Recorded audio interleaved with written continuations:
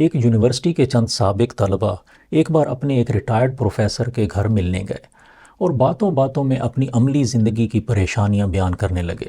Professor صاحب ان کے لیے کافی بنانے کچن میں گئے اور کافی کے ساتھ طرح طرح کے مختلف کپ ساتھ لے آئے، جن میں پلاسٹک کے کپ، پورسلین کے کپ، شیشے کے کپ، کرسٹل کے کپ، پتھر کے کپ، کچھ عام سے کپ، کچھ خوبصورت اور کچھ بہت خوبصورت کپ شامل تھے۔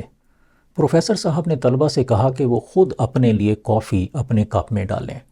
جب سب کافی لے چکے تو پروفیسر صاحب نے کہا، کیا تم نے دیکھا کہ سب نے اپنے لیے قیمتی اور خوبصورت کپ کا انتخاب کیا، جبکہ سادہ اور سستے کپ باقی رہ گئے؟ حالانکہ کوئی بھی کپ کافی کی کوالٹی اور ذائقے کو اچھا یا برا نہیں بنا سکتا، اس کے باوجود سب نے اچھے سے اچھا کپ حاصل کرنے کی کوشش کی۔ اسی طرح ہماری زندگی کافی کی طرح ہے، اور یہ کاریں، کوٹھیاں، ٹھاٹ باٹ اور فیشن وغیرہ کپس کی طرح ہیں۔